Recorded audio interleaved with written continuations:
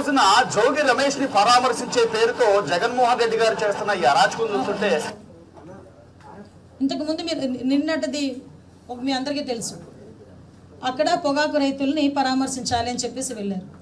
అంటే పొగాకు రైతుల్ని పరామర్శిస్తే డైరెక్ట్గా మార్కెట్ యార్డ్కి వెళ్తావు, అక్కడ రైతులతో కూర్చోబెడతావు, మాట్లాడతావు, నీ కష్టం ఏంటని అడుగుతావు, బయటకు వస్తావు. అంతేగాని నీ నాయకులు రోడ్ల మీద రోడ్డు మీద కూర్చొని మందు తాగుతా, పెద్ద పెద్ద బాటిల్తో రోడ్ల మీద మందు తాగుతారు. అక్కడ మందుల షాపులో ఫుల్గా మందులు తాగడం, బయటికి రావటం, రప్పారప్పం అని అరవటం, సీఎం అని అరవటం, బయటకు వచ్చి రోజు అంటే రోజు ఆ ఇడ్లీ పాత్ర లేకపోతే ఆ టిఫిన్ కూడా నడుపుతేనే కానీ పూట గడవని ఒక లేడీకి సంబంధించిన షాప్ని ఏ రకంగా ధ్వంసం చేశారో ఆవిడే బయటకు వచ్చి మాట్లాడే పరిస్థితి కనిపిస్తుంది.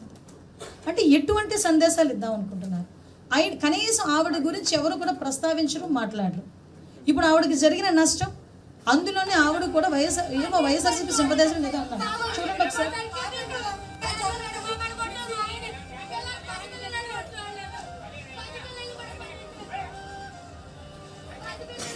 ఆవిడ ఏమాత్రం ఆవిడ పరిస్థితి చెప్పండి.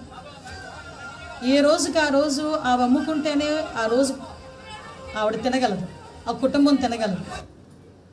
విచక్షణ రహితంగా దాడి చేయటం ఒక ఎత్తు. చూడండి, దేవతామూర్తుల ఫోటోలు కూడా కాలికేసి తొక్కడం. నేను ఒకటే అడుగుతున్నా, ఎలాంటి మెసేజ్ ఇద్దాం అనుకుంటున్నారు? ఇలాంటి సంఘటనలు నేను ఒకటి చూస్తూ ఉంటే ఎన్నో సంఘటనలు.